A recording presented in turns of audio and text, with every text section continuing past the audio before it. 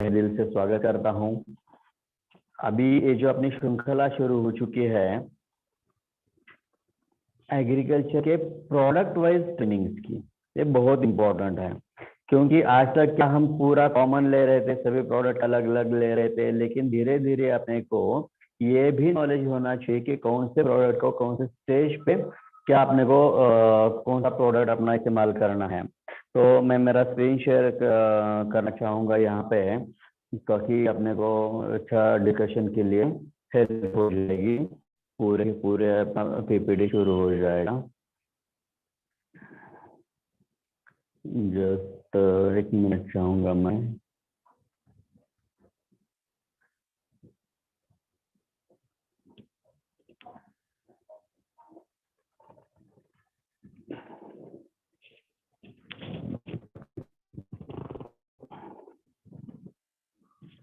चलो, ग्रेट।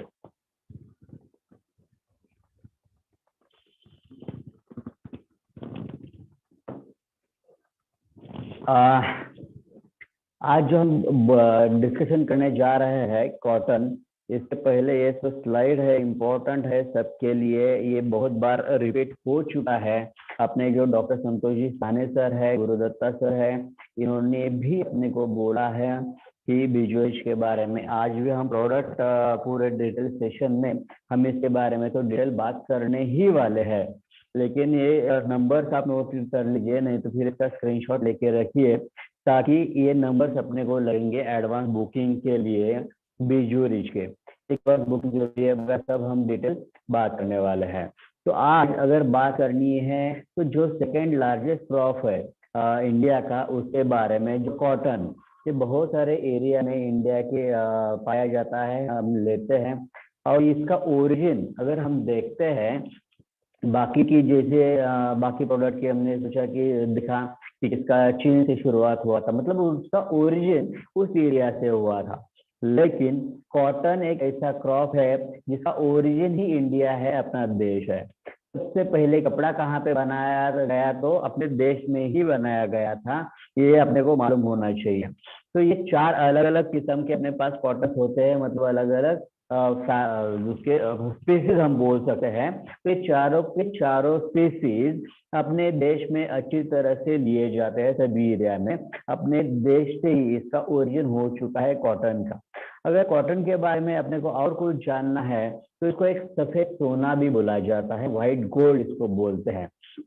ये textile industry का बैकबोन है, क्योंकि टेक्सटाइल इंडस्ट्री मैक्सिमम कॉटन के ऊपर ही डिपेंड है। और अपने देश का 7% हिस्सा जीडीपी का वो एक कॉटन कंट्रीब्यूट करता है, मतलब कॉटन सबसे ज्यादा जीडीपी का हिस्सा कंट्रीब्यूट आज कर रहा है। तो इसको अगर हम देखें तो इसके वजह से करीबन 6 करोड़ लोगों को एम्प्लॉयमेंट भी मिल रहा है। मतलब बहुत सारे देशों के सामने जो बड़ी दिक्कत रहती है एम्प्लॉयमेंट जनरेशन की, तो एक अकेला क्रॉप कॉटन, ये अगर 6 करोड़ लोगों को अपने देश में अगर एम्प्लॉयमेंट दे रहा है तो ये बहुत बड़ी बात है। 7% जीडीपी का ये कंट्रीब्यूट कर रहा है। तो ये इसका यूज कहाँ पे होता है ज्यादा से ज्यादा, तो 45% जो है, तो वर्ल्ड का जो फाइबर का जो मतलब फाइबर कहाँ से बनाते हैं या धागा कहाँ से बनाते हैं, तो पूरे जूट से भी कुछ लोग बनाते हैं, कुछ जगह पे बनाया जाता है, लेकिन सबसे ज्यादा 45% कॉटन से बनाया जाता है। और 10% से दुनिया का, मतलब दुनिया का जो ऑयल एक्सट्रैक्शन जो होता है, तो 10% तो कॉटन के सीड से एक्सट्रैक्ट किया जाता है।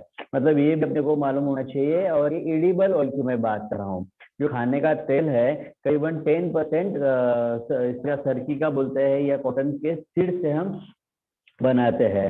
ये जो होता है पर्टिकुलरली धागा बनाने के लिए सबसे ज्यादा पहला मेन यूज इसका है।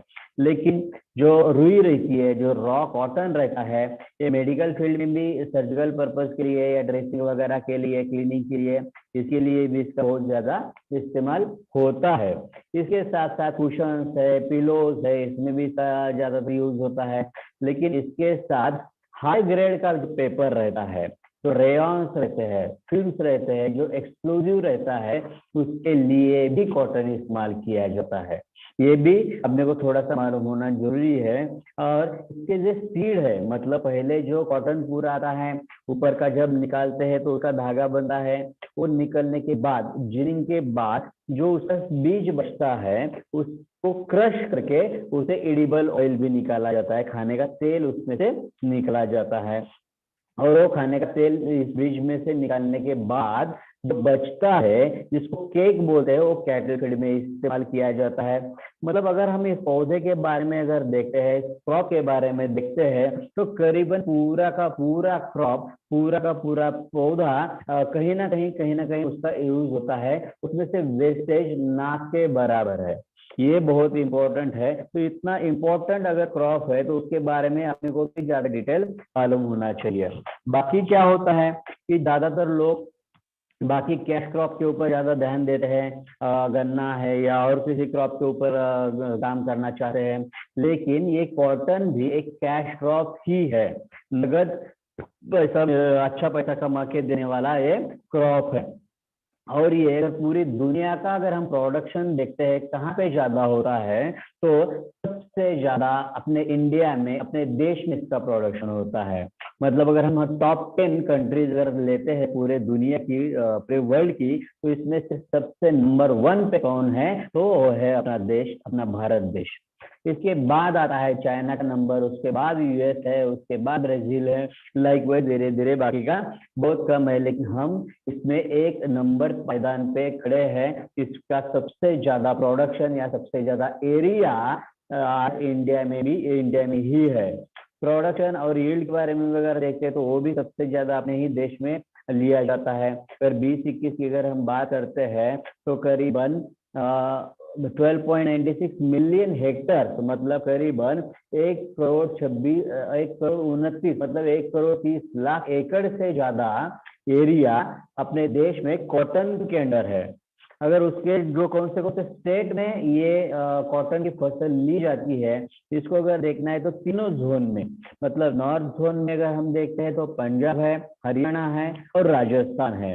इन 3 स्टेट में इसका अच्छा एरिया कवर्ड है, इसका अच्छा प्रोडक्शन भी होता है। सेंट्रल जोन की अगर हम बात करें तो गुजरात है, मध्य प्रदेश है, महाराष्ट्र है और उड़ीसा है। तो इस एरियाज में इसका ज्यादा प्रोडक्शन होता है या ज्यादा एरिया आज कॉटन क्रॉप के अंडर यहाँ पे है। अगर हम साउथ जोन की बात करते हैं तो कर्नाटका है, उसके साथ साथ आंध्रा और तेलंगाना और तमिलनाडु, ये सभी स्टेट्स में कॉटन का प्रोडक्शन लिया जाता है। अगर एक कॉटन इतने बड़े पायदान पे, अगर हम पूरे वर्ल्ड में 1 नंबर पे है, तो अपने को इसके ऊपर काम अगर हम करते हैं तो बहुत बड़ा काम हो सकता है। लेकिन आज भी कुछ एरिया के बारे में अगर हम देखते हैं तो इसका प्रोडक्टिविटी बहुत कम होते जा रहा है, बहुत कम हो रहा है। मतलब कुछ कुछ एरिया में जहाँ पे ड्राईलैंड पे ये कॉटन लिया जाता है, जनरली विदर्भ और मराठवाड़ा महाराष्ट्र के जो रीजन है और कुछ रीजन, तो उस रीजन में इसका प्रोडक्टिविटी इतना कम हो चुका है, करीबन 5-10 क्विंटल के पास आ चुका है। कुछ इरिगेटेड लैंड्स में इसका 10-15 क्विंटल से भी आगे जाता है और कुछ इसमें बहुत थोड़ा सा आगे भी जा रहा है। लेकिन इसका सबसे ज्यादा स्टेट कौन सा है, मतलब अगर हम अपने देश की बात करते हैं, इंडिया की, पूरे वर्ल्ड में तो देखा कि अपना देश 1 नंबर पे है। तो अपने देश में भी अगर हम स्टेट वाइज अगर जाते हैं तो कौन से स्टेट्स में का ज्यादा प्रोडक्शन होता है, तो नंबर 1 पे है अगेन गुजरात। उसके बाद मतलब 95 लाख एकड़ एरिया कॉटन के अंडर है। मतलब सौराष्ट्र वगैरह जो एरिया है वहाँ पे कॉटन की फसल बहुत ज्यादा होती है। वैसे ही महाराष्ट्र 2 नंबर पे है। महाराष्ट्र में जो विदर्भ और मराठवाड़ा रीजन है वहाँ पे इसकी फसल बहुत ज्यादा ली जाती है, और इसके साथ साथ तेलंगाना में भी इसकी फसल बहुत ज्यादा ली जाती है।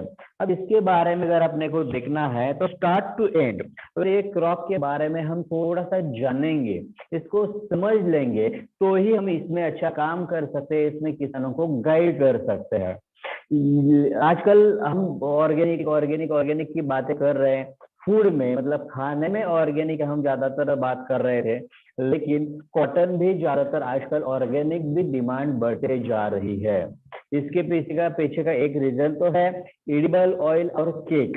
ये जो उसमें से होता है 10% अगर एडिबल ऑयल इसमें से निकल रहा है तो वो भी अगर ऑर्गेनिक आता है वो सबसे ज्यादा हेल्पफुल होने वाला है। और सेकेंड थिंग जो केक मतलब ऑयल निकलने के बाद जो भी बचता है वो अगर हम जानवरों को जो खिलाते हैं तो जानवरों को भी अगर ऑर्गेनिक खाना जाएगा तो ही जानवरों को भी हेल्थ अच्छी रह सकती है, जैसे हम वैसे ही अपने जानवर हैं। क्योंकि अगर हम कुछ में बात करेंगे कि पहले क्या होता था, अगर गांव में कोई जानवर मरता था तो उसको हम गांव के बाहर फेंक देते थे। वो गांव के बाहर फेंकने के बाद तब गिद्धे रहते थे, गिद्धे वो आके उसको नोच नोच के 7-8 दिन में खत्म करते थे। मतलब सबसे ज्यादा पाचन शक्ति किसकी अच्छी थी, डाइजेशन पावर किसकी अच्छी थी, तो गिद्धों की थी। लेकिन आजकल गिद्धे देखने को मिल रहे हैं क्या अपने को? नहीं देखने को मिल रहे हैं। तो उसको किसने हंटिंग किया है क्या, उसको किसने मारा क्या? नहीं।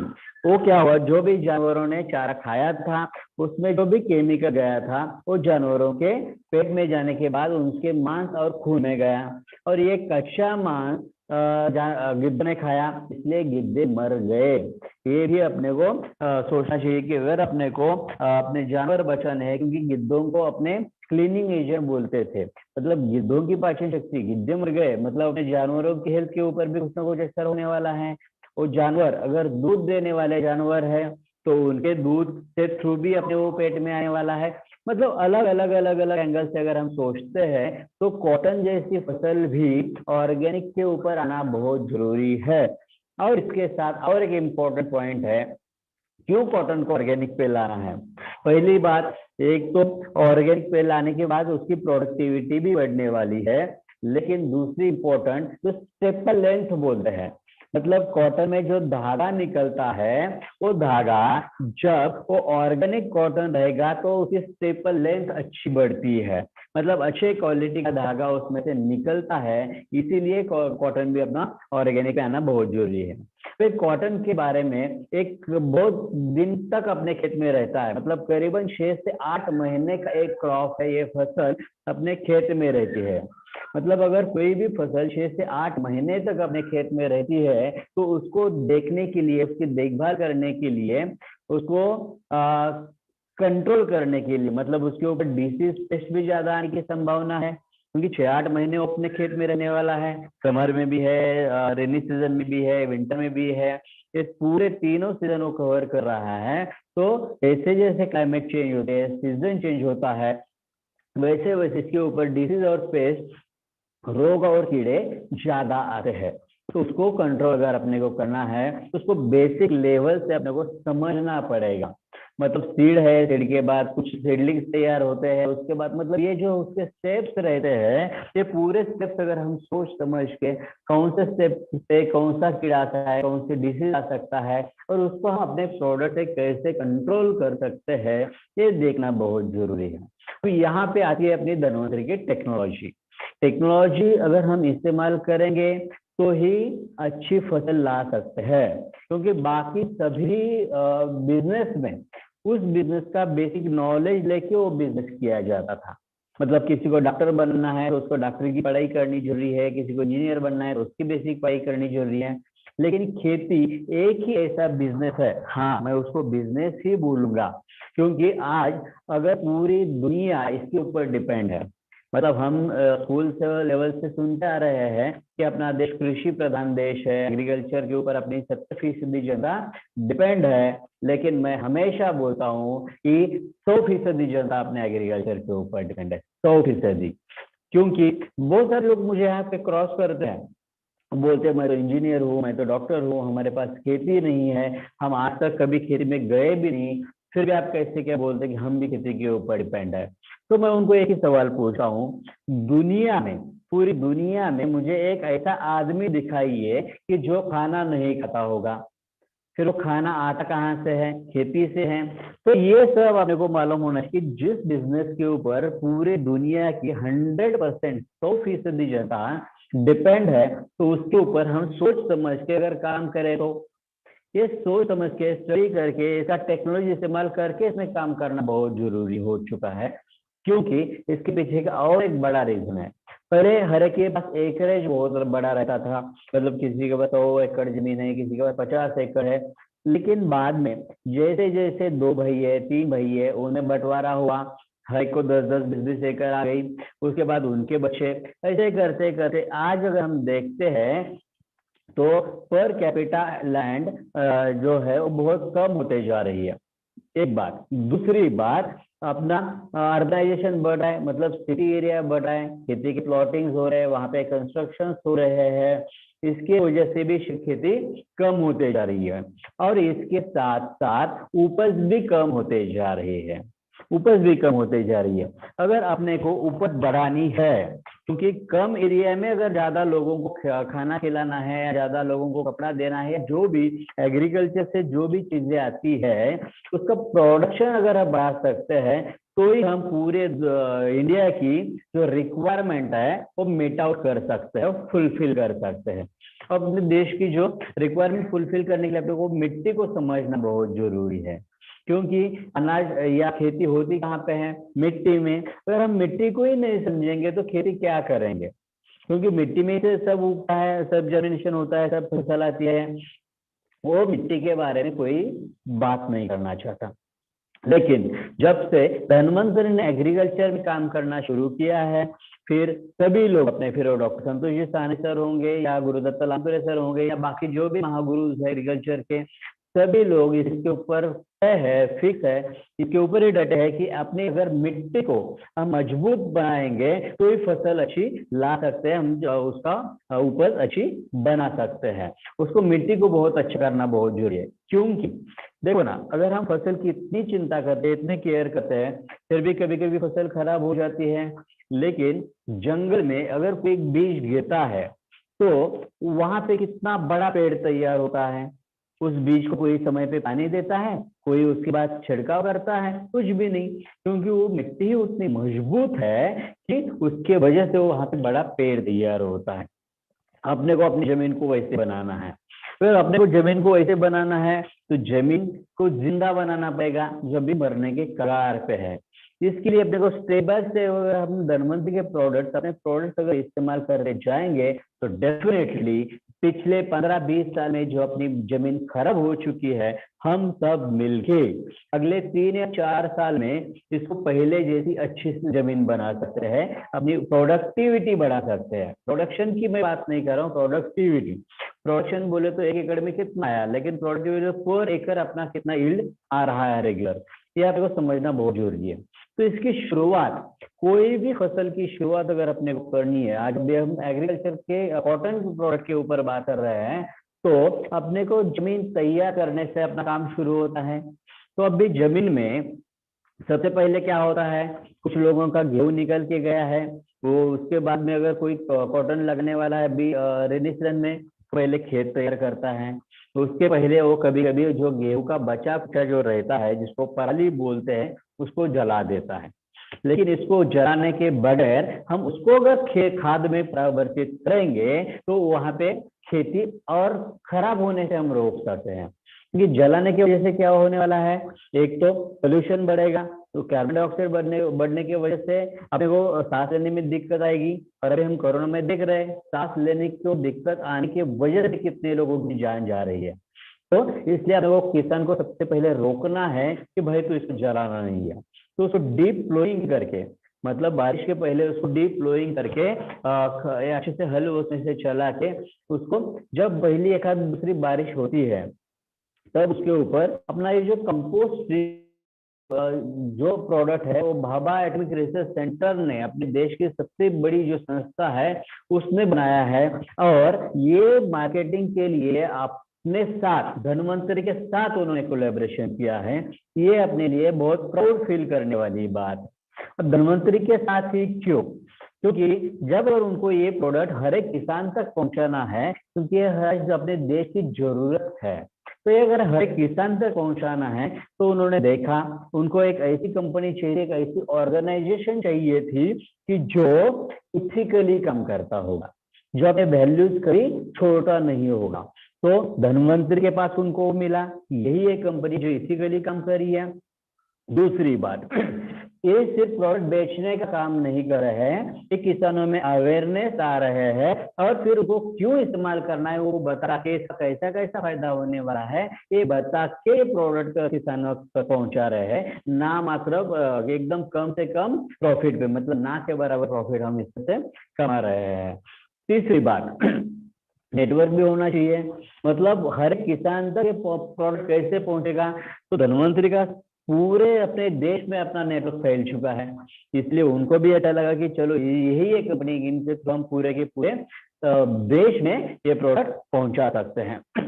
तो ये प्रोडक्ट 200 लीटर पानी में मिलाना है, मतलब मात्र 150 ग्राम की बोतल, 250 रुपए की बोतल, इसका 200 लीटर पानी करके जो हमने खेत तैयार किया था उसके ऊपर इसका अच्छे से छिड़काव करना है।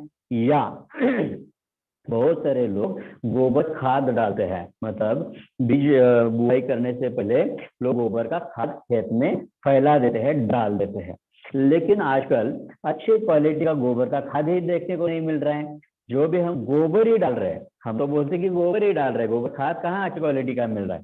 और अगर हम आधा अधूरा पका हुआ गोबर का खाद अगर खेत में डालेंगे तो वो फसल को फायदा कम नुकसानदायक ज्यादा रहता है। ये क्या क्या नुकसान करता है अपना, एक तो पहली बात उसमें सफेद गोगा कीड़ा जो रहता है जिसको हम मिट्टी सुंडी बोलते हैं, ये जो सफेद कीड़ा रहता है जमीन में वो बढ़ता है। दूसरी बात, खरपतवार बढ़ते हैं जमीन के, क्योंकि जो भी हमने गोबर के ढेर रखे थे, जो भी हम घास फूस खरपतवार निकालते उसके ऊपर डाले हुए रहते हैं पूरे साल में, तो उसका बीज वहां पे रहता है, तो वो बीज गोबर के साथ मिक्स होके जमीन में आएगा, वहां पे घास फूस बढ़ेगी, खरपतवार बढ़ेगा, वो एक प्रॉब्लम बढ़ता है। और कभी कभी या बहुत बार ये फसल को प्रॉब्लम, मतलब फसल सूख जाती है, क्योंकि इस गोबर को भी खाद में परावर्तित होने के लिए ऑक्सीजन की जरूरत है, फसल की जड़ों को ऑक्सीजन की जरूरत है, तो ये जड़ों का ऑक्सीजन इधर खींच लेता है, इसके वजह से तो उसको ऑक्सीजन कम मिलने से अपने को मुरझाए हुए फसल अपनी देखने को मिलती है।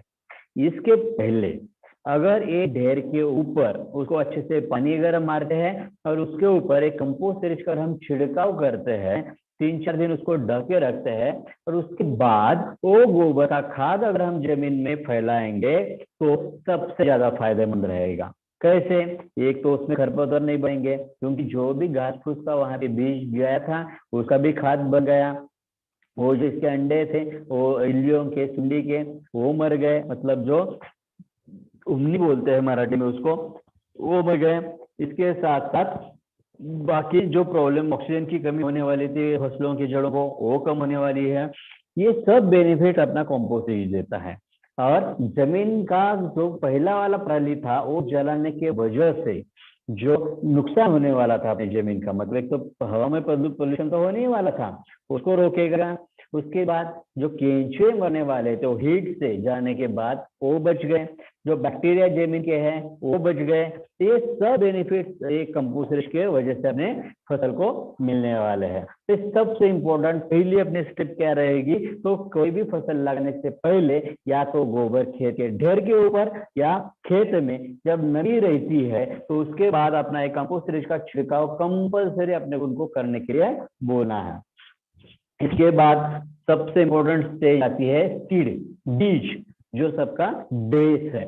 जब हम बीज मार्केट से खरीदते हैं, जब मार्केट से बीज लाते हैं तो उसको लगाने के पहले अगर हम उसको सीड ट्रीटमेंट करते हैं, मतलब बहुत बार लोग बोलते हैं कि उसको ऑलरेडी सीड ट्रीट किया हुआ रहता है, लेकिन जो सीड को बीज को जो ट्रीटमेंट किया हुआ रहता है कंपनियों ने, उसका रीजन 2-3 अलग अलग होते हैं। वो तो केमिकल का होता है, उसका रीजन एक होता है कि वो बीज पूरे साल में उनको रखना पड़ता है, वो खराब नहीं होना चाहिए, ये सबसे पहला रीजन। दूसरी बात, इसकी वजह से जो जमीन से कुछ डिसीज आने वाले थे उसको रोकने का थोड़ा सा काम करता है। लेकिन इसके बाद भी, इसके बावजूद आज सभी यूनिवर्सिटी, सभी एग्रीकल्चर में काम करने वाले ऑर्गेनाइजेशन आज ये बोल रहे हैं कि उसको बायो फर्टिलाइजर्स का सीड ट्रीटमेंट अगेन करना बहुत जरूरी है। उस केमिकल की वजह से जो भी हम सीड ट्रीटमेंट करने वाले हैं उसका कुछ भी लॉस नहीं होने वाला, उल्टा फसल को फायदा ही होने वाला है। तो सबसे अपने को बीज ट्रीटमेंट से ट्रीटमेंट कैसी करनी है, करीबन 1 एकड़ में 3 या 4 किलो तो बीज इस्तेमाल किया जाता है।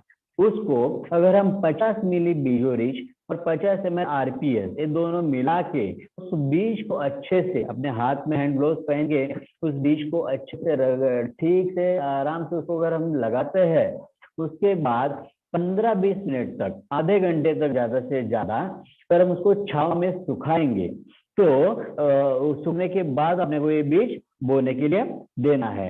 ये बहुत इम्पोर्टेंट है क्योंकि आज हम बाकी सभी इसमें ज्यादा फोकस इसी के ऊपर कर रहे हैं कि सीड ट्रीटमेंट, क्योंकि ये क्यों जरूरी है, तो इससे जर्मिनेशन तो बढ़ता ही बढ़ता है, लेकिन इसके वजह से जो भी हमने फर्टिलाइजर्स डाले हैं उसका अपटेक करने में काम में आता है। तीसरी बात, जो भी जमीन से जो कीड़े या जो भी डिसीज उसके ऊपर आने वाला है उसकी भी रोकथाम करता है, इसीलिए ये बहुत इंपॉर्टेंट है। और धन्वंतरी आज एक मिशन लेके उतरी है, इस बार कुछ भी करके अपने को कम से कम कॉटन में 1 लाख एकड़ तो को ट्रीटमेंट करके ही बीज बोना है। बाद में वो किसान को ही लगेगा हाँ यार हमने सीड ट्रीटमेंट की इसलिए अपनी उपज अच्छी आई, तो उसके ऊपर छिड़काव का खर्चा बच गया। लगे तो हम ऐसे बोल सकते हैं, अगर कोई किसान के पास 8-10 एकड़ है, 5 एकड़ है, तो उसको बोलना आधे एरिया में, मतलब 10 एकड़ है तो 5 एकड़ में सीड ट्रीटमेंट करके लगा, 4-5 एकड़ में तू तेरे को जैसे चाहिए वैसे लगा। पूरी ट्रीटमेंट मतलब स्टार्ट टू एंड, हम जो 5 एकड़ 10 एकड़ में से 5 एकड़ हमने आधा लिया है उस पर पूरा का पूरा धन्वंतरी का सीड ट्रीटमेंट, पूरा का पूरा treatment start to end use कर, और बाकी रे में तू तेरे मन से कर। तो दोनों का कैलकुलेशन लिख के रख, उधर तूने कितने खर्चा किया, इधर कितना खर्चा किया, और उधर कितना उपज मिली तेरे को और इधर कितना तनिज मिला, ये सब उसको रिकॉर्ड रखने के लिए हम बोलेंगे, ताकि नेक्स्ट ईयर जब भी हम उसको ये दिखाएंगे लेखा जोखा कि भाई तू ही देख, तो बात बिल्कुल नहीं कहेगा, वो बोलेगा कि नहीं सर इसके ऊपर बात करने की जरूरत नहीं है, आप पूरे धन्वंतरी की ट्रीटमेंट मुझे पूरे के पूरे एकड़ पे दे दो। तो स्टार्ट टू एंड पूरा वही अपना सुनेगा। इसके बाद जैसे उसने खेत तैयार कर दिया, या खेत तैयार करने के समय पे वो जो भी केमिकल का खाद इस्तेमाल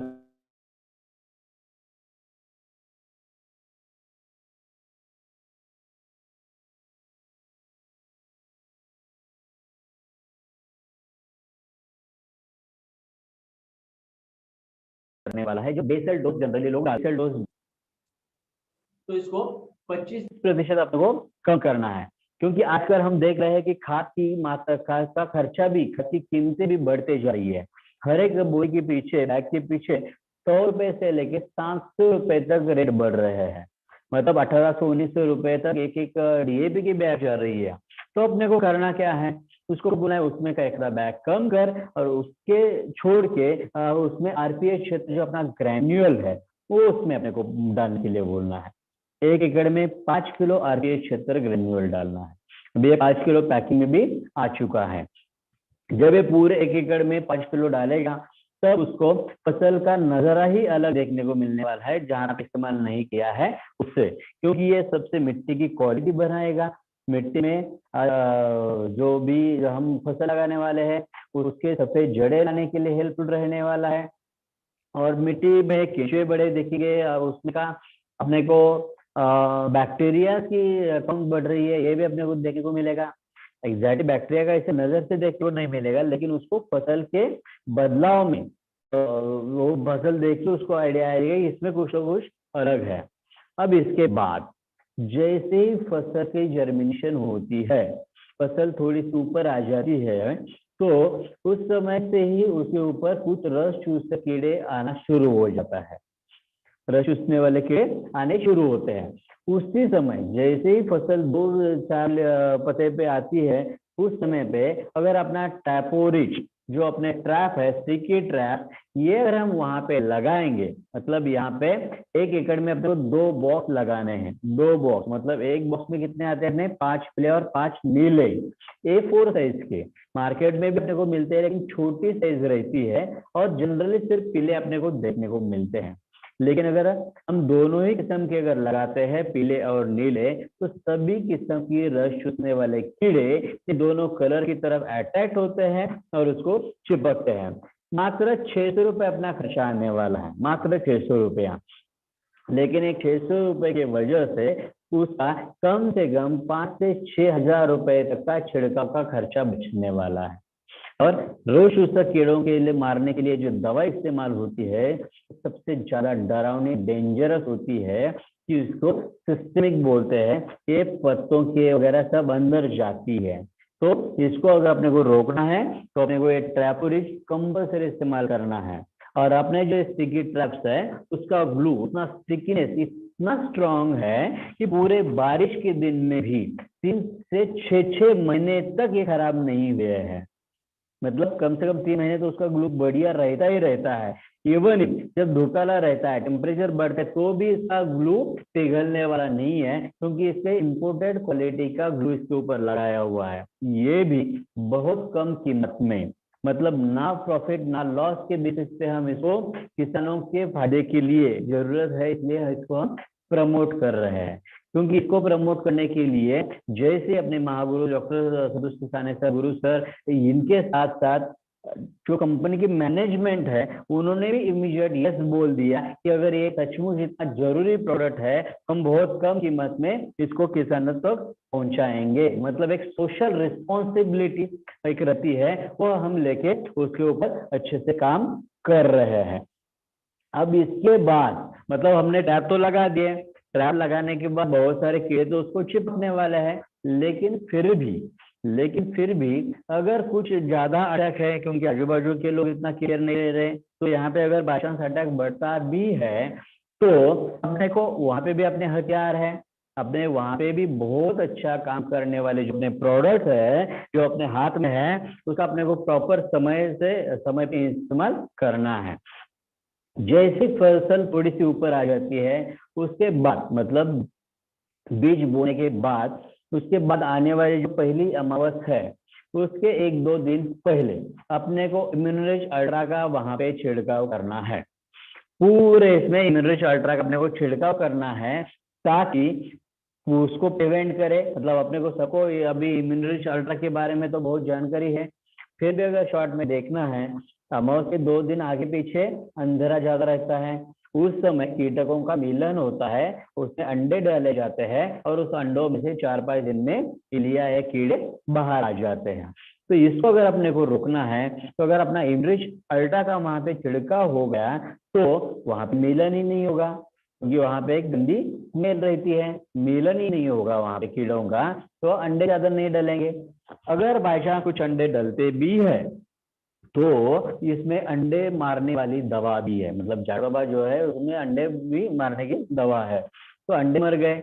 बाई चांस अगर कुछ अंडे छूट गए तो उसमें से जो भी इल्लियां या जो भी कीड़े बाहर आने वाले हैं, वो उसी पत्ते को डैमेज करेंगे जहां तो बाहर आए। लेकिन उसके ऊपर अगर एक कड़वी परत बनी हुई है, मतलब कड़ू नीम है या रुई है, ऐसे एकदम कड़वे और अलग टेस्ट वाले क्रॉप के वहां पे प्लांट एक्सट्रैक्ट परत बनी हुई है, तो उसको जब कीड़े खाने के लिए मुंह खोलते हैं, उनको कुछ तो गंदा लगता है, तो खाना छोड़ देते हैं, तो भूखे रह के वो मर जाएंगे, कुछ खाएंगे नहीं। अब इसका बेनिफिट क्या हुआ, वो जब भूखे रह के अगर मरते हैं, मतलब कोई भी केमिकल की वहां पे छिड़काव नहीं हुई है, तो इस जो मरे हुए कीड़े जब पंछी खाएंगे तो पंछी मरेंगे क्या, नहीं मरने वाले, क्योंकि अपने को पंछी को बचाने के लिए भी बहुत सारा काम करना है। अपने को ये लाइफ साइकिल जो इसका है, इसलिए भगवान ने ऑलरेडी दूसरे किट तैयार करके रखी है। ये जो जीवन चक्र है उसको अपने को ब्रेक नहीं करना है।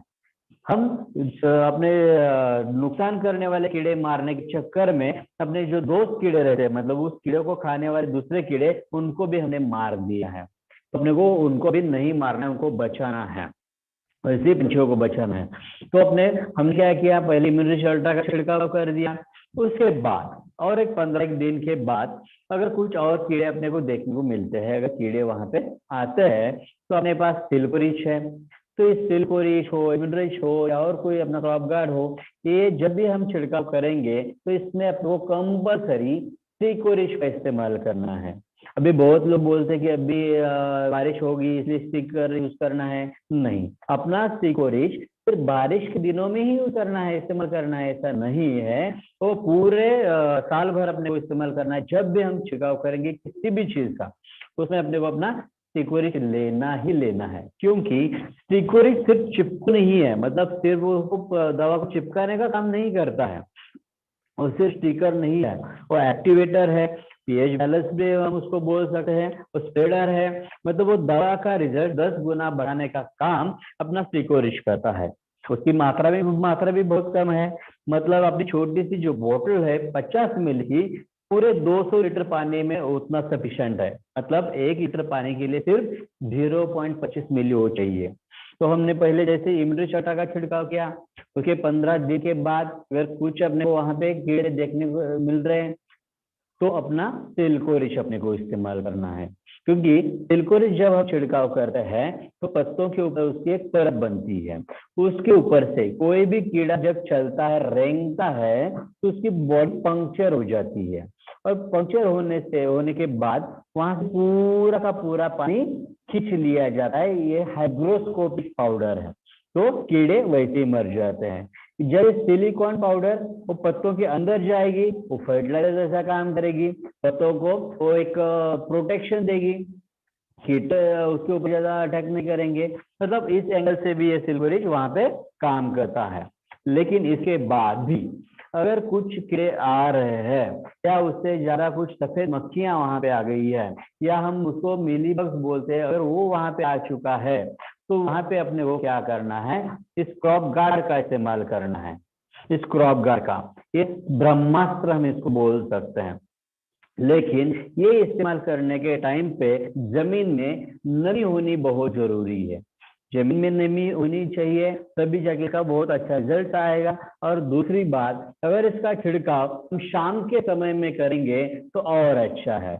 मतलब ये जो 750 ml वाला बॉटल है, इसका हम 150-200 लीटर पानी में मिक्स करके, उसमें अगर हम आधा लीटर दूध, 500 मिली दूध अगर उसमें हम मिलाते हैं तो और अच्छा। क्योंकि इसमें जो भी बैक्टीरिया और फंगस है, वो दूध की वजह से और जल्दी डेवलप होते हैं, ग्रो होते हैं, और उसके वजह से रिजल्ट और अपने को ज्यादा देखने को मिलते हैं। तो इसके रिजल्ट इतने अच्छे मिले हैं। मतलब जब अभी एमपी में जीरा का प्रोडक्शन होता है, वहां पे जब अपने डॉक्टर संतोष जी साने सर गए थे, तो जैसी बात हो रही थी कि वो महुआ के ऊपर कुछ कंट्रोल ही नहीं मिल रहा है उनको, बहुत हेवी केमिकल्स उन्होंने इस्तेमाल किए हैं, खर्चा बहुत हुआ लेकिन कंट्रोल नहीं हो रहा है। तब उन्होंने क्या किया, कुछ किसानों को ये दे दिया क्रॉप का, इसका छिड़काव कर देखते हैं। जैसे वहां से काम करते आगे चले गए, दूसरे दिन छोड़ के तीसरे दिन अर्ली मॉर्निंग उनको कॉल आया उस किसान का कि सर आपने जो प्रोडक्ट दिया है इतना बढ़िया प्रोडक्ट है, बोले पूरा का पूरा महुआ चला गया। और वहां से जीरा ज्यादा एक्सपोर्ट होता है, लेकिन आजकल एक्सपोर्ट के लिए दिक्कत आ रही है क्योंकि केमिकल्स ज्यादा वहां पे दिख रहे हैं, रेसिड्यू ज्यादा आ रहे थे। इसीलिए अपना ये जो क्रॉप गार्ड है, हर एक प्रोडक्ट के ऊपर, हर एक कीड़ के ऊपर बहुत बड़ा काम करता है। लेकिन सबसे ज्यादा नुकसान करने वाली जो कीड़ है, ये जो सफेद ढेकुन जिसको बोलते हैं, या मिलीबग हम इसको बोलते हैं, इसके ऊपर बहुत बहुत बड़ी बड़ी कंपनियां थक गई, इसका कंट्रोल नहीं मिल रहा है। और इसके वजह से इतना नुकसान हो रहा है किसान का, उपज तो कम हो ही रही है, लेकिन इसके ऊपर इतने हेवी हेवी महंगे केमिकल छिड़काव करने के बाद भी उनको रिजल्ट नहीं मिल रहे हैं। अपने क्लोराइड की वजह से उनका छिड़काव का खर्चा भी बच रहा है, क्योंकि एक ही प्रोडक्ट ऐसा है कि उसको 100% उसको कंट्रोल देने में कामयाब हो चुका है। और जहां जहां ये किसान ने इस्तेमाल किया है, हर एक जगह से अपने को वही फीडबैक है कि सर इतना अच्छा प्रोडक्ट हमको आज तक नहीं मिला था, हम बहुत साल से ढूंढ रहे थे, तो ये बहुत अच्छा प्रोडक्ट है। तो इसको हम अच्छे से प्रमोट अगर करेंगे, जमीन में नमी होनी चाहिए, और शाम के समय पे अगर इसका छिड़काव होता है तो सबसे अच्छा। 1 लीटर पानी में 5 मिली लेना है, और इसके साथ थोड़ा दूध अगर उसको मिलाते हैं हम, तो सबसे अच्छे रिजल्ट आने वाले हैं। अब इसके बाद उसको फूल आते हैं, या उसके बाद जो भी फल है ना, मतलब बॉल फॉर्मेशन उसका शुरू होता है। तो बॉल फॉर्मेशन के समय पे अपने को ये इलिया बहुत आती है, ये उसको बोलवर्म कॉम्प्लेक्स के हम बोल सकते हैं। क्योंकि उसको बोल को कट करने वाली जो इल्लियाँ है, खाने वाली जो इल्लियाँ है, डैमेज करने वाली, इसको कंट्रोल करने में बहुत साल से काम हो रहा था। इसका कंट्रोल ज्यादा नहीं हो रहा था, लेकिन बीच में एक अच्छी टेक्नोलॉजी आ गई बेटी, जिसके वजह से कुछ साल तक मतलब एक 5-6 साल तक इसका अच्छा कंट्रोल मिला। अब ये बेटी के जब काम शुरू हुआ अपने देश में, अपनी इंडिया में, जो अपने को एक प्राउड फील करने वाली बात है कि जो भी अपने साइंटिस्ट है डॉक्टर संतोष जी साहने सर, जो हम पढ़ने के लिए एक ही कॉलेज में थे, near about same he system concern department हमारा था। तो पीटी पे काम करने वालों में से इंडिया का सबसे पहला स्टूडेंट कौन रहेगा एमएससी में, तो अपने डॉक्टर संतोष जी साहने सर है। इसलिए सच में अपने को प्राउड फील होने वाली बात है कि इतने बड़े लेवल के साइंटिस्ट आज अपने साथ जुड़े हैं। ये बहुत इंपॉर्टेंट है। तो ये बोलवों को कंट्रोल करने के लिए अपने को अलग अलग किस्म के प्रोडक्ट को हम इस्तेमाल करने वाले हैं, लेकिन उसके पहले अगर हम कुछ ट्रेडिशनल या कुछ नेचुरल अगर तरीका हम इस्तेमाल करेंगे तो किसान का यहाँ पे खर्चा और कम हो सकता है। लेकिन अपना एम क्या है, मेन एम किसान का खर्चा भी अपने को कम करना है। उसको कंट्रोल तो देना ही देना है, उसकी फसल का उपज तो बड़ा नहीं है, लेकिन उसके साथ उसका कम खर्चे में अगर उसको उपज ला के देंगे तो और अच्छा है। क्योंकि किसान की हालत सुधारनी बहुत जरूरी है। उसको बुरी हालत से अगर हम बाहर निकालेंगे तो किसान बचेगा तो एक खेती होगी, और खेती अगर अपनी अच्छी होती है तो भी हम लोग जिंदा रह सकते हैं। इसलिए किसान को बचाना बहुत जरूरी है। तो इसके लिए ये जो यहाँ पे अपने को देखने को मिल रहा है, ये जो ऐसे बर्ड पंछियों को रुकने के लिए कुछ जगह पे अपने को स्टैंड खड़े करने हैं। एक एकड़ में ऐसे 8-10 जगह पे अगर हम खड़े करते हैं तो क्या होगा, पंछी आके वहां पे रुक जाएंगे, वहां पे थोड़ी देर के लिए बैठेंगे, और उनकी नजर इतनी तेज रहती है जो अपने नजर को दिखेगा नहीं, वो उनके नजर में आ जाता है। इसलिए पंछी ऊपर से उड़ते समय भी जमीन के ऊपर का कीड़ा उनको दिखता है, ऊपर से छलांग मार को उसको उठा लेते हैं। लेकिन यहाँ पे अगर उनको बैठने के लिए जगह बनाते हैं, आएंगे वहां पर बैठेंगे, पूरे इधर उधर देखेंगे, तब उनको पूरे इल्लिया कीड़े नजर आएंगे, और वो पूरे के पूरे कीड़े उठा के खा लेंगे, उसको अच्छा सा कंट्रोल करेंगे। इसके साथ साथ ये जो फेरोमोन ट्रैप्स है, अगर इसका इस्तेमाल करते हैं तो ये भी बहुत अच्छा रहेगा। अब अपने doctor Santosh ji साहने sir college होने के बाद उनको बहुत बड़ी बड़ी कंपनी की ऑफर थी, लेकिन उनके दिमाग में एक ही कि मुझे केमिकल में काम ही नहीं करना है, मुझे ऑर्गेनिक के ऊपर काम करना है। तो उन्होंने सबसे पहले मतलब 2002 में उन्होंने फेरोमोन ट्रैप्स बेचना शुरू किया। मतलब उनका सोच बहुत अलग है। तो इसमें क्या होता है कि मादी का गंध रहती है, कामगंध इसको बोलते हैं, तो मादी जो रहती है उसकी फीमेल, उसका स्मेल यहाँ पे दिया हुआ रहता है, ताकि जो नर रहता है तो उसको तरफ खींच जाता है, तो उसके अंदर गिर के मर जाता है। तो इससे भी हम इसका अटकाव कर सकते हैं, इसकी आगे आने वाली पीढ़ी को हम बचा सकते हैं। तो इसको कंट्रोल करने के लिए एक तो पहले क्या होता था, अब जैसे बीटी आया, बीटी के बारे में हम बोल रहे थे, बीटी में कुछ नॉन बीटी सीड भी दिया गया था, क्योंकि इन कीड़ों को भी खाने के लिए कुछ तो जगह चाहिए, कुछ तो क्रॉप चाहिए।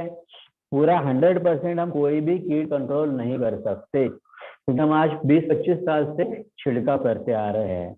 मुझे बात बताओ, एक तो कीड़ आज तक 100% कंट्रोल में आ गई है क्या? नहीं, उल्टा उसका कभी कभी रेजिस्टेंस बढ़ते जा रहा है, और ताकत से वो कीड़ बड़े होते जा रही है। तो इसलिए कॉटन में बीटी में नॉन बीटी भी सीड दिया गया, लेकिन लोगों ने क्या किया, शुरू में लगाया, 5 साल तक कीड़ नहीं, क्योंकि जैसा टेक्नोलॉजी बोला वैसे इस्तेमाल किया। लेकिन बाद में किसान खुद का दिमाग लगाता है, उसने सोचा कि यार ये नॉन बीटी लगाने से इससे कुछ ज्यादा उपज भी नहीं आ रही है, उसके ऊपर इसमें कुछ कीड़े आ रहे हैं, उसको खा रहे हैं, ये इसको क्यों इतना जमीन खराब करनी है, क्यों छोड़नी है। तो उन्हें वो जो नॉन बीटी से उसमें आ रहा था उसको सोएंगे नहीं किया, इस्तेमाल ही नहीं किया, उसको फेंक दिया, और पूरा का पूरा सिर्फ बीटी इस्तेमाल किया। इसलिए इसके बाद क्या हुआ, धीरे धीरे धीरे कीड़ों को खाने के लिए दूसरा कुछ ही नहीं है, भूखा रहेगी कितना रहेगा। अगर कोई आदमी 2 दिन भूखा है, 4 दिन भूखा है, उसके सामने उसको को खा नहीं सकता है, उसको अच्छा नहीं लगता, वो अगर फूड रखा है, ठीक है, एक दिन नहीं खाएगा, 2 दिन नहीं खाएगा, लेकिन 1-2 दिन के बाद जब उसको इतनी भूख लगती है तो जो उसको अच्छा नहीं लगता वो भी वो खाने वाला है। उसको जिंदा कर रहे हैं तो वो खाने वाला है। वैसे होते गए इन कीड़ों का, इन इल्लियों का। जो हम 3 किस्म की कीड़े देखे, यहाँ पे इल्लियां देखी, इनका अभी नॉन बीटी तो है नहीं वहां पे, तो पूरा का पूरा बीटी। फिर उन्होंने वो भी खाना शुरू किया, और जैसे जैसे वो खाना शुरू किया वो रेजिस्टेंस उनका बढ़ते गया, और ऐसे फसल के ऊपर भी आजकल पिंक बोलवर्म का अटैक बहुत आ रहा है, इसलिए ये प्रॉब्लम्स और बढ़ रहा है। मतलब ये सबके लिए माथापच्ची का काम हो चुका है कि इतने बड़े बड़े साइंटिस्ट भी थक गए। इतना बीटी पूरे इल्लियों को कंट्रोल कर रहा था, फिर भी उसके ऊपर ही बोलवर्म आना शुरू हुआ, क्योंकि टेक्नोलॉजी का ठीक से इस्तेमाल नहीं हुआ। इसीलिए जो भी आज धन्वंतरी टेक्नोलॉजी बोल रही है, बता रही है, ये अगर आप हमेशा के लिए सोच के समझ के, जब भी अपने सेशंस रहते हैं अलग अलग महागुरु के, तब आप पेन और पेपर लेके उसको नोट करेंगे, खुद के नोट्स बनाएंगे, तो ही आप इसमें मास्टर बन सकते हैं। अच्छा टेक्नोलॉजी 100% आगे जा सकता है, नहीं तो कुछ गलती हो सकती है उसमें। ये मैं बोलता हूँ कि कभी कभी ठीक है, एक आधा सेशन आप अटेंड नहीं कर पाए, लेकिन आज कंपनी ने आपको और एक चांस दिया है। अपना यूट्यूब चैनल है कनेक्ट धर्मंतरी नाम से, आप उसको सब्सक्राइब करो। जैसे आप उसको सब्सक्राइब करते हो, उसके ऊपर बेल आइकॉन टच करते हो, क्लिक करते हो, तो जब भी अपना नया कुछ भी लॉन्च होता है, यूट्यूब पे लोड होता है, वो आपको नोटिफिकेशन आ जाएगा कि धन्वंतरी का ये प्रोडक्ट का ट्रेनिंग आज अपलोड हो चुका है, तो आप आपके हिसाब से भी देख सकते हैं। उसको सिर्फ देखना ही नहीं है, उसको सिर्फ देखना ही नहीं है, उसके साथ साथ अपने को उसको लाइक भी करना है, लाइक करना है, ताकि जैसे जैसे उसके सब्सक्राइबर बढ़ेंगे, लाइक्स बढ़ेंगे, वैसे वैसे वो ऊपर आते जाएगा यूट्यूब पे, और बाकी के लोग भी इसको देखने वाले हैं। कुछ ना कुछ प्रोडक्ट के अगर लोगों को इंटरेस्टेड प्रोडक्ट लगता है तो उसको जरूर देखेंगे, और वो देखने के बाद धन्वंतरी के हर एक डिस्ट्रीब्यूटर का, जो क्लोज डिस्ट्रीब्यूटर को वहां से इंक्वायरीज आने वाली है। तो ये सबका बेनिफिट इसकी वजह से होने वाला है। तो अगर कंपनी इतना अच्छा टेक्नोलॉजी अपने लिए इस्तेमाल कर रही है, डेवलप कर रही है, तो हमने उसका बेनिफिट भी उठाना चाहिए। क्योंकि अभी लॉकडाउन के काल में हम ज्यादा घूम नहीं सकते, लेकिन सोशल मीडिया का इस्तेमाल अगर हमने ठीक से किया तो इसका हम अच्छा बेनिफिट ले सकते हैं। और ये प्रूव हो चुका है, ये प्रूव हो चुका है। अपने जो भी टॉप के लीडर्स है, ये सभी लोग आज एक्सेप्ट करते हैं। पिछले 1 साल से लॉकडाउन लगा हुआ है अपने देश में, फिर भी अपने सभी डिस्ट्रीब्यूटर के, सभी लीडर लोगों के इनकम बढ़ते जा रहे हैं, क्योंकि आज धन्वंतरी ने ये जो ट्रेनिंग एंड एजुकेशन का सिलसिला जूम मीटिंग्स के ऊपर या यूट्यूब के ऊपर एक कंटिन्यू रखा, इसकी वजह से हर को नॉलेज मिल रहा है, और ये नॉलेज के वजह से हम बिजनेस बढ़ाने में कामयाब हो रहे हैं। तो इस इल्लियों को कंट्रोल करने के लिए पहले तो हमने इम्यूनिटी चार्ट रखा, छिड़काव किया था, उसकी वजह से भी मिलन नहीं हुआ, अंडे हुए थे, अगर डाले थे कुछ वो भी मर गए, कीड़े मर गए थे। इसके बाद भी अगर आते हैं तो 15 दिन के बाद हमने सिल्कोरिच का छिड़काव किया, उसके वजह से भी बहुत सारे बोलवर्म मर गए। इसके बाद और एक 15 दिन छोड़ के जब हमने क्रॉप गार्ड का छिड़काव किया, तो क्रॉप गार्ड की वजह से क्या हुआ, उस समय बारिश हो या ना हो, ये क्रॉप गार्ड का जो भी उसमें का फफूंद है, फंगस या बैक्टीरिया है, वो पूरे पेड़ के ऊपर, पत्तों के ऊपर रहते हैं, और जैसे ही वहां पे कीड़े आते हैं वो कीड़ों के ऊपर अटैक करते हैं। ये जो इल्लियां रहती है उनके स्किन से रेस्पिरेशन करती है, सांस स्किन से लेती है, लेकिन एक क्रॉप गार्ड की जो फफूंद है वो स्किन के ऊपर पूरी बन जाती है, जम जाती है, ताकि उनको सांस लेने में दिक्कत आए। इस हिसाब से इसको पूरे की पूरी मार दिया जाता है। ये इसके साथ साथ हम अगली पीढ़ी भी कंट्रोल कर रहे हैं, क्योंकि इम्यूनिटी अल्ट्रा में जो है कडूनीम है, जो अगर बाई चांस वो इल्लियों के पेट में जाता है तो नपुंसक बन जाती है। मतलब उनकी अगली पीढ़ी भी हम यहाँ से कंट्रोल कर सकते हैं।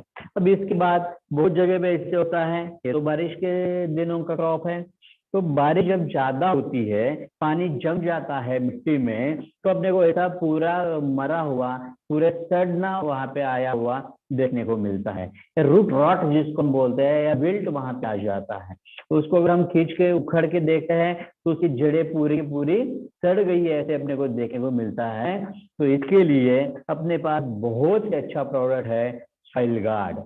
ये सॉइल गार्ड और आरपीएस 76 अगर हम कॉम्बिनेशन में इस्तेमाल करते हैं, मतलब 1 एकड़ में आधा लीटर सॉइल गार्ड और 1 लीटर आरपीएस 76, अगर हम उसका 200 लीटर पानी बना के वहां पे अच्छे से ड्रेंचिंग करेंगे, या अगर हम बाद में कुछ तरह से पानी देने वाले तो उसमें से छोड़ेंगे, या सबसे अच्छे की ड्रिप है तो ड्रिप के माध्यम से अगर हम देते हैं, तो ये जो भी सड़ना शुरू हुआ है जड़ों का वो रुक जाएगा। मतलब सॉइल गार्ड की वजह से सड़ना तो रुक जाएगा, लेकिन पहले जड़ें तो खराब हो चुकी है, अभी उसको नए जड़ें बहुत जरूरी है, सफेद जड़ें बहुत जरूरी है उसको फर्टिलाइजर अपटेक करने के लिए, जिंदा रहने के लिए। तो अपना आरपीएस 76 हमने यहाँ पे कॉम्बिनेशन में इसलिए देते हैं ताकि उसको नए सफेद जड़ें निकले और उसको अपटेक शुरू हो जाए, और जो मर रहा था पौधा उसको भी नई जान मिले। आरपीएस का लॉन्ग फॉर्म ही हम वो बोलते हैं रीजुवेनेटर ऑफ प्लांट एंड सॉइल, मतलब मिट्टी को और फसलों को पुनर्जीवित करने का काम कौन करता है? तो अपना आरपीएस 76 करता है। तो इतने अच्छे अच्छे प्रोडक्ट अगर अपने हाथ में है तो हम किसान को स्टार्ट टू एंड पूरा का पूरा सोल्यूशन दे सकते हैं। इसके बाद बहुत बार क्या होता है, पत्तों के ऊपर कुछ डिसीज आ जाते हैं, इसके लिए भी अपने पास प्लांट गार्ड है। प्लांट गार्ड से हम इसको कंट्रोल कर सकते हैं। 1 लीटर पानी में मात्र 1 ग्राम प्लांट गार्ड का पाउडर लेना है और इसका छिड़काव अगर हम करते हैं तो इसको कंट्रोल कर सकते हैं। इसके बाद और एक अपना अच्छा प्रोडक्ट आने वाला है, अगर प्लांट गार्ड से भी उसका कंट्रोल नहीं मिलेगा तो जो दूसरा आने वाला प्रोडक्ट है उसको 100% कंट्रोल तो देने ही वाला है, लेकिन तब तक प्लांट गार्ड तो बढ़िया रिजल्ट सभी जगह पे दे रहा है। तो ये अपना अगर कॉटन का प्रोडक्शन टेक्नोलॉजी हम अपने किसानों तक पहुंचाते हैं, तो किसान अगर इसको इस्तेमाल करके उसकी उपज ज्यादा बढ़ने वाली है, उसके पहले उसकी मिट्टी अच्छी बनेगी, उसका खर्चा कम रहने वाला है, उसके ऊपर कीड़े ही कम आएंगे, तो अपने आप उसका फायदा होने वाला है। तो ये जब भी फूलों के इस पे रहता है तब अपना फ्लोरारेंज अगर हम छिड़काव करते हैं तो भी अपना फूलों की संख्या बढ़ने के लिए, वोल फॉर्मेशन के लिए ये काम करने वाला है। जैसे हमने देखा सीड ट्रीटमेंट के पहले हमने क्या किया, अपना कंपोस्ट डाल के वो गोबर का खाद, अच्छे क्वालिटी का खाद बना लिया। उसके बाद आरपीएस 76 ग्रैन्युअल 5 kg पर एकड़ में हमने स्प्रेड कर दिया। उसके बाद सीड ट्रीटमेंट किया बीजो रिच और आरपीएस 76 के साथ, और बीजो रिच और आरपीएस 76 के साथ सीड ट्रीटमेंट होने के बाद जिसको अगर जड़ों में कुछ प्रॉब्लम दिख रहा है, सडन दिख रहा है, कुछ पौधे अगर मर रहे हैं, तो वहां पे सॉइल गार्ड और आरपीएस से कंट्रोल हो जाएगा। उसके बाद जैसे 2-4 पत्तों के ऊपर अपनी फसल रहती है तो उस समय अपने ट्रैपूर्च अपने को लगाना ही लगाना है। उसके बाद जैसे ही बाकी के कीड़े आते हैं, अपने विमिन रिच अल्ट्रा है, सिल्को रिच और क्रॉप गार्ड, इन फसलों प्रोडक्ट से हम वो पूरे कीड़े कंट्रोल करेंगे। और डिसीज अगर कुछ आता है तो प्लांट गार्ड से हम उसको कंट्रोल करेंगे।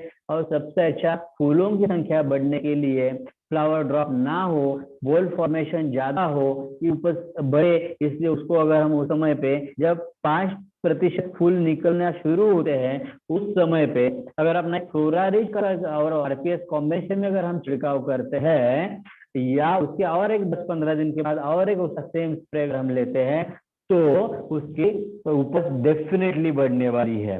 ये फ्लोरारिज वगैरह हम किसी भी अपने जो छिड़काव करने के लिए हम ले रहे हैं, क्रॉप गार्ड है, सिल्कोरिज, इम्यूनरिच, कोई भी प्रोडक्ट में मिक्स करके भी हम इसका छिड़काव कर सकते हैं। अगर हम ऐसा ट्रीटमेंट पूरे किसानों को पहुंचाएंगे तो 100% उसको कंट्रोल मिलने वाला है। तो ये जो भी वर्ल्ड का पूरा प्रोडक्शन है सबसे ज्यादा इंडिया में, तो इंडिया में भी अगर अपने को काम करना है तो महाराष्ट्र और गुजरात, ये 2 स्टेट में अगर सबसे ज्यादा है। आज दोनों भी स्टेट के ज्यादातर लोग अपने साथ जुड़े हैं, तो ये दोनों ही स्टेट में अगर हम काम करते हैं तो कम से कम 1 लाख एकड़ से ज्यादा एरिया पे हम काम कर सकते हैं। 1 लाख एकड़ से ज्यादा हर एक एकड़ में, मतलब पर एकड़ कम से कम 8 से 10 हजार रुपए किसान अपने प्रोडक्ट इस्तेमाल करने वाला है। आप कैलकुलेट करो, 1 लाख एकड़ उन्हें 10,000 कितना होता है। मतलब आज जो थोड़े ही गिने चुने अपने क्राउन एम्बेसडर्स है, इस कितना टर्नओवर, मतलब खाली 2-4 महीने में, मतलब एक अगर फसल 6 महीने की है तो अगले 6 महीने में सब पकड़ के अपनी टर्नओवर कंपनी की 200 करोड़ से ज्यादा आगे जा सकती है। ये भी अपने को समझना बहुत जरूरी है। मतलब इसके साथ साथ कंपनी का टर्नओवर तो बढ़ेगा ही बढ़ेगा, लेकिन कंपनी तो खुद के लिए कुछ रखती नहीं है। वो उसमें से तो मैक्सिमम मतलब 24% से लेके 63% तक कंपनी अपने डिस्ट्रीब्यूटर में डिस्ट्रीब्यूट कर रही है। अगर कंपनी का 100 करोड़ का टर्न होता है तो 63 करोड़ कंपनी नीचे बांटने वाली है। 200 करोड़ होता है, कम से कम 125 करोड़ रुपए कंपनी अपने डिस्ट्रीब्यूटर में डिस्ट्रीब्यूट करने वाली है। तो इसमें से अपने को कितना चाहिए आप डिसाइड करो, आपके टीम की मीटिंग्स ले लो, उनको बोल के अगर आप इसके ऊपर काम करते हो तो बहुत बड़ा इससे काम हो सकता है। इतना बड़ा अगर काम अपने एक फसल के ऊपर होने वाला है तो आगे जाके हम बहुत बड़ा काम कर सकते हैं। ऐसे हमने अभी क्या किया है, 2-3 फसल फिक्स किए हैं। अभी हम पैडी के ऊपर मीटिंग्स रेगुलर हो रहे हैं, सोयाबीन के ऊपर हो रहा है, कॉटन के ऊपर हो रहा है। अभी डॉक्टर साहने सर के और हल्दी के ऊपर भी होने वाले हैं, अदरक के ऊपर भी होने वाला है, टमाटर के ऊपर होने वाले हैं। डॉक्टर गुरु सॉरी गुरु सर के भी बहुत सारे क्रॉप्स के ऊपर होने वाले हैं। तो अपने सभी महागुरुज अपना नॉलेज देने के लिए उनके पूरे मटेरियल के साथ रेडी है। अब अपने ऊपर है कि हम इसमें से कितना लेते हैं, हम कितने अलग अलग साइंटिस्ट का, अलग अलग महागुरुओं को सुनते हैं।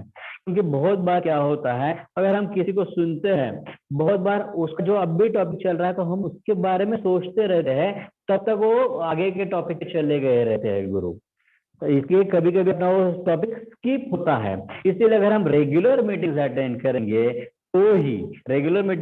करेंगे तो ही हम इसमें से अच्छा नॉलेज ले सकते हैं, और ये नॉलेज के बलबूते पे हम अपना बिजनेस बहुत बड़ा कर सकते हैं। बस आज इतना ही बोलता हूँ, और एक बार रिमाइंड करता हूँ, अपने को कंक्लूजन पे आना है। तो पूरे फसल में स्टार्ट टू एंड अपने धन्वंतरि के प्रोडक्ट्स हैं, इसीलिए पूरे कंट्रोल हम उसको किसान को दे सकते हैं। उसके साथ साथ अपने को यूट्यूब चैनल, मतलब जैसे जैसे महागुरु की मीटिंग्स है, लाइव मीटिंग हो तो अटेंड करनी ही करनी है, लेकिन यूट्यूब चैनल छोड़ना नहीं है। वो अपने को भी देखना है, उसको लाइक करना है, उसको अपने को शेयर भी करना है अपने लोगों के साथ, ताकि उनको जब समय मिलेगा उसके लिंक के ऊपर वो क्लिक करके उसको देखे और उनको भी पता चलेगा यार ये कंपनी बहुत अलग से, बहुत हटके काम कर रही है। स्टार्ट टू एंड पूरा 100% ऑर्गेनिक का सोल्यूशन दे रही है। किसानों के लिए हमने अभी डीजीएम की भी स्थापना की है, उसके बारे में हम आराम से डिटेल डिस्कशन करने वाले हैं। लेकिन सबसे पहले अभी जो खरीफ का सीजन है, ये सबसे बड़ा सीजन रहता है अपने देश में। अगर ये आगे के 20-25 दिन मतलब खेत तैयार करना और सीड ट्रीटमेंट, इसके ऊपर भी अगर हम 20-25 दिन सिर्फ 2 चीजों के ऊपर अगर फोकसफुली काम करेंगे तो सिर्फ 1 महीने के अंदर अंदर अपने कंपनी का टर्नओवर सिर्फ 1 महीने का 100 करोड़ से आगे जा सकता है। तो ये हम सबकी जिम्मेवारी है, क्योंकि इसका सबका बेनिफिट अपने को भी मिलने वाला है। लेकिन अपने को बेनिफिट मिलते मिलते हम किसानों का भी बेनिफिट करते जा रहे हैं। किसान अच्छा बनेगा, अपने देश की मिट्टी अच्छी बनेगी, तो देश भी बहुत आगे जाने के लिए समय नहीं लगने वाला। तो हम कंट्रीब्यूट कर रहे हैं अपने देश की तरक्की के लिए। मतलब किसी को देश सेवा ही करनी है तो सिर्फ आर्मी में ही जाना जरूरी नहीं है, तो यहाँ पे रह के हम अपनी मिट्टी की भी अगर सेवा करते हैं, अपने किसान को खुशहाल बनाते हैं, तो सचमुच अपना देश बहुत बड़ा बन सकता है। बस आज इतना ही बोलता हूँ और मैं यहाँ पे रुकता हूँ। लेकिन रुकने के पहले जो भी आज के टीम के जो अपने मेन लीडर हैं, जो अपने सुपर एग्जीक्यूटिव डायमंड है धनसुख जी महावर सर, उनको भी मैं थैंक्स बोलना चाहूंगा कि उनका भी बहुत अच्छा काम हो रहा है। लेकिन उनके टीम में अशोक जी पाटीदार जी है, यादुल्ला सिंह भट्टी जी है, और बाकी के उनके जो डायमंड है, रूबीज है, पर्ल्स है, ये सभी लोगों को मैं हमेशा अलर्ट रहने के लिए बोलूंगा, क्योंकि ये समय कम रहता है। एक कम समय में अपने को अच्छा काम करना है, और उसके साथ अपने को ब्लेसिंग्स भी मिलने वाला है पैसों के साथ साथ। इसके और कुछ अपने लीडर्स डॉक्टर भरत सोनोनी जी भी जुड़े हुए हैं, और बहुत सारे लोग जो यहाँ पे जुड़े हैं। मैं सबको बोलता हूँ, रिक्वेस्ट करता हूँ कि ये जो भी मैसेज है फिर वो सीड ट्रीटमेंट का हो, मिट्टी अच्छी बनाने का हो, या अपना यूट्यूब चैनल रेगुलरली विजिट करने का हो, ये हम अपनी टीम में फैलाएंगे। और जो भी हमने को प्लेटफॉर्म तैयार करके दिया है, जो अपने त्रिमूर्ति है, तीनों डायरेक्टरों का मैं थैंक्स बोल के, अपने जो भी मेंटोर है डॉक्टर संतोष जी सहाने सर, गुरु सर, इन सबको थैंक्स बोल के मैं आज यहीं पे रुकता हूँ। Thank you very much. Thank you Rahul sir, thank you very much. आपने सर बहुत अच्छी तरह से आपकी बात को रखा और हमको बहुत अच्छा शॉर्ट एंड स्वीट नॉलेज दिया। उसके लिए मैं आपका बहुत बहुत धन्यवाद अदा करता हूँ मेरी इंटायर टीम की वजह की ओर से। और बहुत कुछ जानकारी जैसे आपने भी बताया कि जितनी बार मैंने भी मीटिंग अटेंड की है, कुछ नई और अच्छी जानकारी ही हमको मिली है। इसलिए टीम के सारे लोगों को भी मैं ये कहूंगा कि रेगुलर मीटिंग अटेंड करिए। बहुत बड़ा, बहुत ब्राइट फ्यूचर है एग्रीकल्चर क्षेत्र में। जैसे राहुल सर ने बताया कि ये बिजनेस है, ये बहुत बड़ा बिजनेस है। बाकी हम लोग हेल्थ सेक्टर में तो काम कर ही रहे हैं, और एग्रीकल्चर का फ्यूचर जो है वो इतना ब्राइट है कि आज शायद हम लोग उसकी कल्पना नहीं कर पाए, या आज शायद हम लोग नहीं सोच पाए। लेकिन आने वाले भविष्य में जैसे गवर्नमेंट भी इस पे काम कर रही है, कंपनी ने जो काम इस पे बीड़ा उठाया है एग्रीकल्चर मतलब ऑर्गेनिक फार्मिंग पे, आज मैं ये दावे के साथ बोल सकता हूँ कि हमारे कंपैरिजन में या हमारे टक्कर में कोई हमारा कंपटीटर आज नहीं है। ये हमारे लिए बहुत बड़ी और खुशी की बात है। तो हेल्थ सेक्टर में जिस तरह से हम लोग अपनी अच्छी हेल्थ के लिए हेल्थ सप्लीमेंट लेते हैं, है ना, और हेल्थ सप्लीमेंट अगर हम ले रहे हैं तो कोई बड़ी तकलीफ या बड़ी बीमारी होने की संभावना हमारी बहुत कम हो जाती है। उसी तरह से हम अगर कोई भी क्रॉप ले रहे हैं तो जिस तरह से सहाने सर बताते आ रहे हैं, राहुल सर ने अभी बताया, उस तरह से अगर हम जमीन को तैयार करते वक्त जमीन में शुरुआती दौर से ही और बीज डालते वक्त बीजोपचार करें, अगर कंपोस्ट रिस्क का यूज करें, बीजोपचार करें, तो वैसे ही हमारी जो फसल होगी उस फसल की जो ग्रोथ होगी वो ग्रोथ ही अच्छी होगी और बड़ी तकलीफ से वो बच पाएगी। बहुत ज्यादा तकलीफें उसमें नहीं आएगी, अच्छा ग्रोथ हम लोग निकाल पाएंगे। तो आप लोग सब इन सर ने जितनी भी बातें बताई है उस पर अमल करिए और इसका बेनिफिट उठाइए। Thank you very much, thank you again sir, thank you all. Thank you चलो थैंक यू सर, डॉक्टर